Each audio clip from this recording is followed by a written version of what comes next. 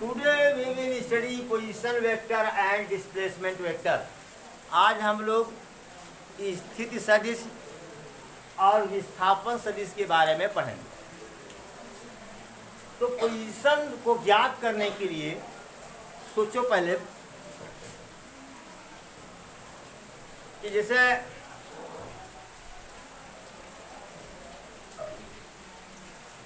आपसे कोई पूछे कि केडी क्लासेस कहाँ है, आप कहेंगे मई में। क्या कहेंगे? मई में कहेंगे।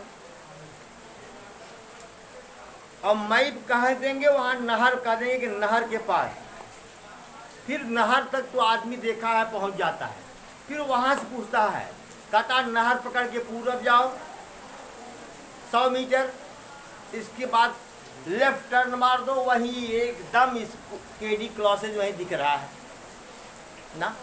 तो कोई एक पॉइंट बताओगे ना, जैसे यहाँ कहा लिखा भी गया है to specify the position of a point we need a reference point, this reference point is called origin. ठीक है, करा है किसी पॉइंट, किसी बिंदु की स्थिति को ज्ञात करने के लिए, पहचानने के लिए, चिन्हित करने के लिए हमको एक संदर्भ बिंदु की आवश्यकता होती है, और इस संदर्भ बिंदु को हम क्या कहते हैं? ओरिजिन। चलो हम 2D में चलते हैं, प्लेन में। ये एक्स एक्सिस है ये। चलो मान लीजिए विपुल यहाँ है, ये है विपुल कुमार, ये है यहाँ खड़े हैं, यहाँ विपुल तक पहुंचना है हमको। पहले तो कोई ओरिजिन लेंगे, यहाँ ये ओरिजिन है, ये चलेंगे यहाँ, चलते जब देखेंगे एकदम हमारे सीध में आ गया 90 डिग्री पर, तो तुरंत यहीं से मुड़ जाएंगे। क्या करेंगे? मुड़ जाएंगे 90 डिग्री पर कि नहीं? बोलो भाई। पता चला कि हम एक्स यूनिट इधर चले और वाई यूनिट इधर चले, मतलब एक्स डायरेक्शन में एक्स यूनिट और वाई डायरेक्शन में। ठीक है, और विपुल तक हम पहुंच गए ना। विपुल तक पहुंचने के लिए तो हम ऐसे भी तो जा सकते थे। बोलो भाई। ट्रायंगल ला देखो, अगर इस दो वेक्टर को ना त्रिभुज की दो भुजाओं द्वारा प्रदर्शित किया जा सके, जो कि एक क्रम में ली गई हो, तो उसका रिजल्टेंट जो होता है तीसरे साइड से प्रेजेंट किया जाता है, जो कि अपोजिट ऑर्डर में लिया गया होता है ना।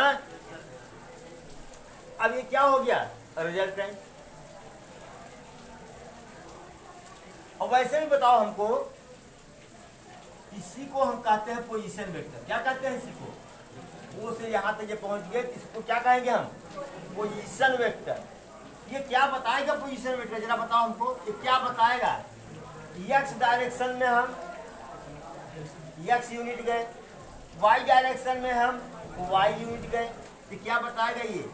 X i cap plus y j cap. ठीक है, बोलो। हाँ, अच्छा चलिए एक एग्जांपल और लेते हैं। मान लीजिए कोई पॉइंट ए है, ठीक है। यहाँ तक पहुँचने के लिए पहले हम यहाँ तक गए, कितना? मान लो 2 मीटर गए। कहाँ? एक्स डायरेक्शन में। इसके बाद यहाँ से हम सीधा पहुँच गए यहाँ ए पर। ये मान लीजिए कि 4 मीटर है। कितना है? 4 मीटर। इसका कोऑर्डिनेट कितना हुआ? 2 4। बोलो भाई, इसका पोजीशन वेक्टर क्या होगा? ये होगा तो आर बराबर क्या हो जाएगा बताओ, 2 i cap plus 4 j cap. ये सब 2D की बात हो रही है। किसकी बात हो रही है? 2D की बात हो रही है। 2 डायमेंशन प्लेन जो होता है वो 2 डायमेंशन में होता है। सपोज करिए यह पॉइंट यहाँ ना होकर के यहाँ होता हवा में। कहाँ कहाँ होता? हवा में होता। तो क्या करते हैं अगर हवा में गया? अच्छा चलो ठीक है, यहाँ भी निकाले थे कि वेक्टर आर बराबर x i cap plus y j cap. इसका जरा मॉड निकालो तो भैया क्या हो जाएगा, under root x square plus ना, जरा इसका डायरेक्शन निकालो तो आर कैप बराबर क्या होगा, vector r upon mod of vector r ना बराबर x i cap plus y j cap upon under root x square plus y. इतना नोट कर लीजिए। अब देखिए यहाँ पर अगर आप मॉड ऑफ वेक्टर आर का मॉड निकालेंगे अंडर रूट 2 का स्क्वायर प्लस अंडर रूट 4 का स्क्वायर, कितना हो जाएगा ये 4 plus 16 that's what under root 20। आया कि नहीं आया ना? अगर इसका डायरेक्शन अगर हमको निकालना हो आर कैप डायरेक्शन तो क्या होगा, vector r upon mod of vector r है ना, तो 2 i cap plus 4 j cap upon under root 20। होगा कि नहीं होगा? चलिए आइए 3D में चलता हूँ। कहाँ? 3D में। तो चल बेटा छोटा सा बनाता हूँ 3D। एक्स एक्सिस, ये वाई एक्सिस, ये क्या है जेड एक्सिस। ये तीनों एक दूसरे क्या है परपेंडिकुलर है। मतलब जेड एक्सिस ऐसे है बेटा, कहाँ है ऐसे है। कोई एक लड़का आए, लड़का लड़की कोई भी एक आ जाए मेरे पास, थोड़ा सा पोजिशन को स्पेसिफाई करना है। ये जेड एक्सिस ऐसे है, ब्लैक बोर्ड पर ऐसे।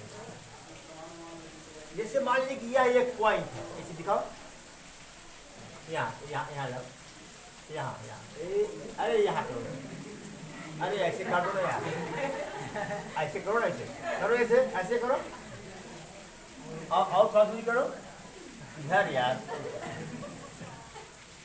ठीक है, ऊपर करो या एक्सिस मत करो। अब ये देखो एक्स अक्ष से लंबवत दूरी है, वाई अक्ष से दूरी इसकी है, और जेड अक्ष से है ना यहाँ से दूरी ए। 3 दूरियां होंगी कि नहीं?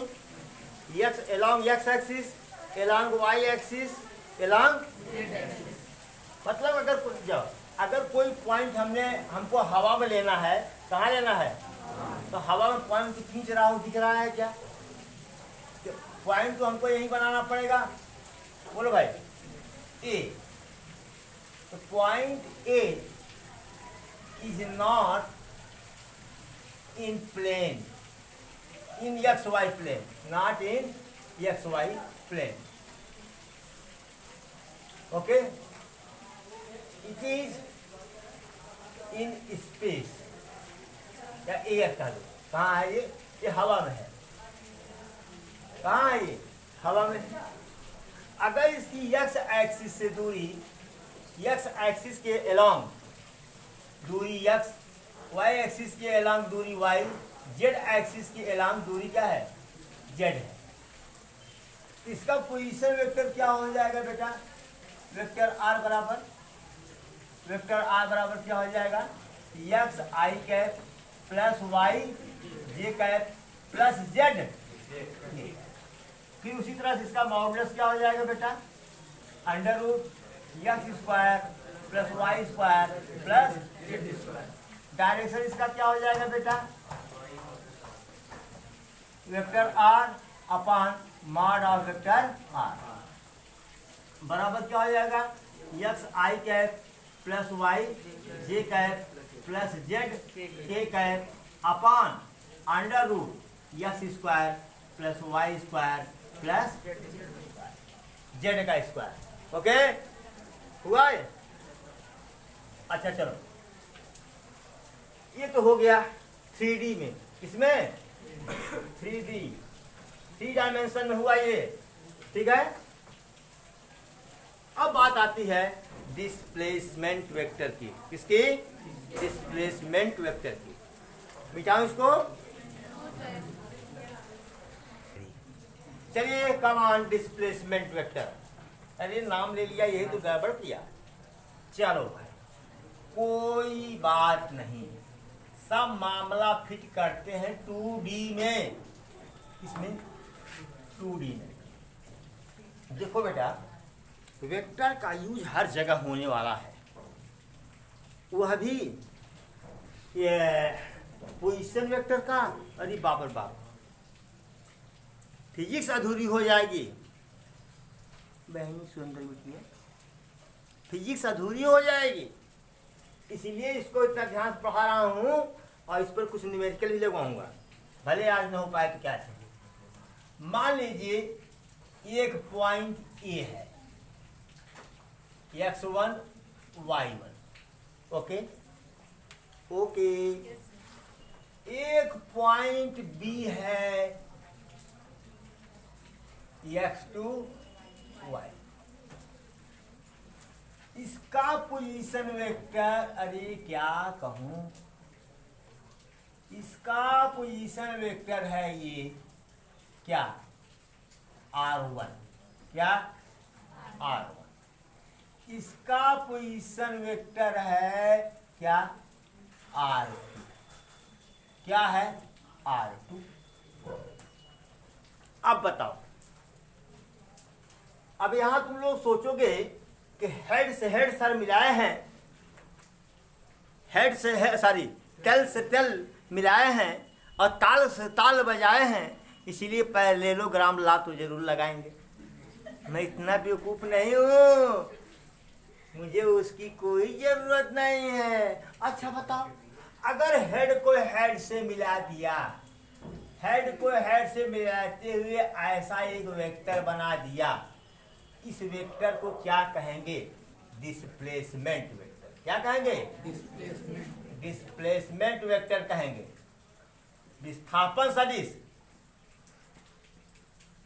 जिसको अंग्रेजी नहीं आती है, बिल्कुल नहीं आती है, वहां ऐसे ही चंद्राकार में जैसे मैं लिखा हूं वैसे ही विस्थापन सदिश लिखते। ठीक है, ये हो गया। आइए, come on come on come on. अब बताओ, आइए ट्रायंगल ला लगाइए, ट्रायंगल ला लगाइए। If two vectors are represented by two sides of a triangle taken in same order, then the resultant will be represented by third side taken in opposite order. जरा देखो, vector गया, vector आया, एक direction हुआ ना, ये क्या हुआ? रिजल्टेंट हुआ। बोलो भाई, बोलो। तो ये बताओ, अगर ये ओरिजिन O है, ये तो रिजल्टेंट हो गया ना, बोलो। तो OA, वेक्टर OA बराबर, देखो मैं इसकी जन्म कुंडली लिखने जा रहा हूं, इसके बाद ट्रिक बता दूंगा। OA बराबर vector OB plus vector BA। ध्यान दो ध्यान दो ध्यान दो, इसको इधर ले आओ।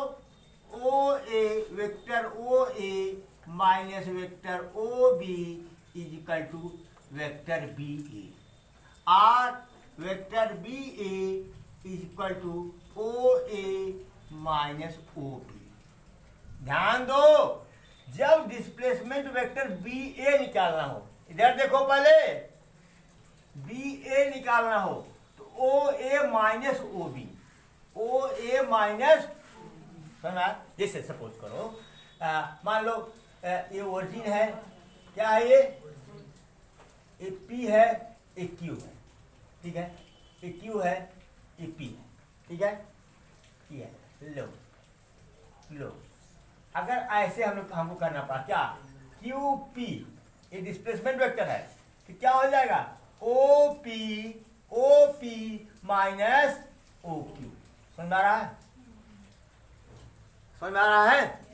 जैसे मान लो डिस्प्लेसमेंट वेक्टर है सी डी, क्या है, क्या हो जाएगा बताओ, C D displacement vector C D बराबर ओरिजिन ओ है, ओ डी माइनस ओ सी हुआ।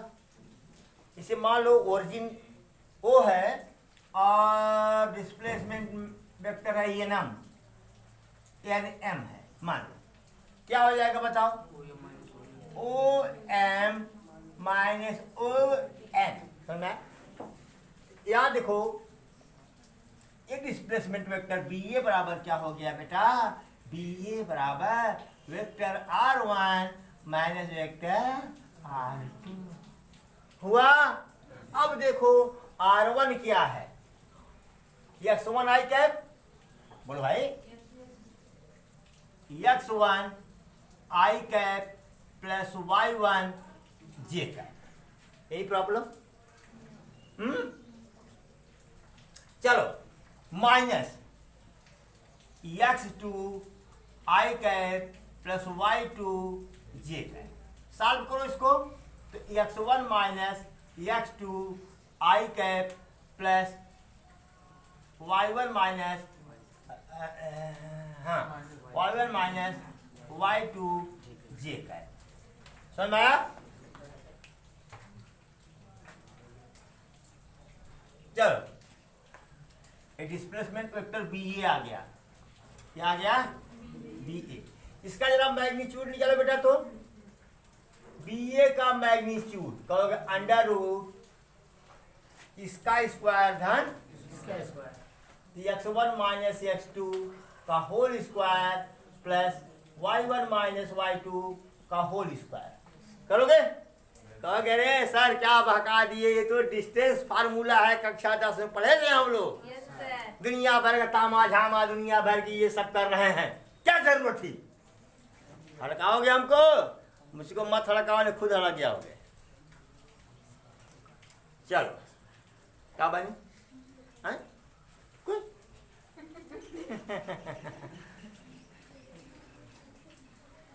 नोट कर लीजिए, क्या इसको नोट कर लीजिए। आइए, आप लोग कह रहे थे कि ये तो डिस्टेंस फार्मूला है, अनावश्यक गलबल दुनिया भर बता दिए आप। अच्छा चलो भाई, मान लिया कि ये बी और ये पॉइंट इस ब्लैक बोर्ड पर नहीं है, हवा में है, क्या है, तब इसका कोऑर्डिनेट क्या हो जाए, सॉरी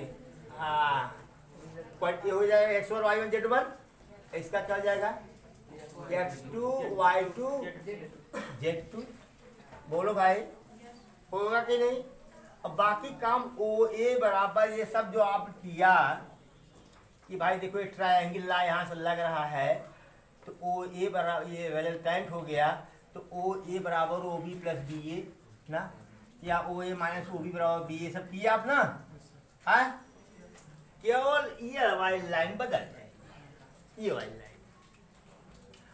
R1 कितना है बेटा, x1 i cap plus y1 j cap plus z1 k cap minus क्या x2 i cap plus y2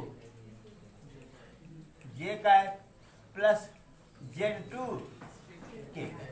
यदि प्रॉब्लम बराबर क्या हो गया, ये x1 minus x2 i cap ना plus y1 minus y2 j cap plus z1 minus z2 k cap ना। अब mod of B A, mod of vector B A, displacement vector B A, इसमें एक और जुड़ जाएगा ना, क्या प्लस Z1 माइनस Z2 का होल स्क्वायर। जुड़ गया कि नहीं जुड़ गया? बोलो। अब तेरा डिस्टेंस फार्मूला है क्या ये डिस्टेंस दो बिंदुओं के बीच की दूरी का फार्मूला है क्या? मैं गड़बड़ गड़बड़ कर रहा था, पढ़ा रहा था। अरे गड़बड़ गड़बड़ का बड़ा नालायक है भाई। हाँ चलो ठीक है। हाँ ऑनलाइन चल रहा हूँ इसीलिए मैं कुछ बोल नहीं पा रहा हूँ ना। तो बी ए कैप बराबर क्या हो जाएगा भैया? वेक्टर बी ए, बोलो भाई, upon mod of vector B A. अभी कहेंगे सर ये डायरेक्शन तो बताए थे बी ए कैप, अरे वो 2D में बताए थे, 3D में बता रहे हैं। तो चलो बताओ बी ए कितना था? x2 minus x1 i cap plus y2 minus y1 j cap plus z2 minus z1 k cap upon ये वाली वैल्यू अंडर रूट क्या x1 माइनस x2 का whole square plus y1 minus y2 का whole square plus z1 minus z2 का whole.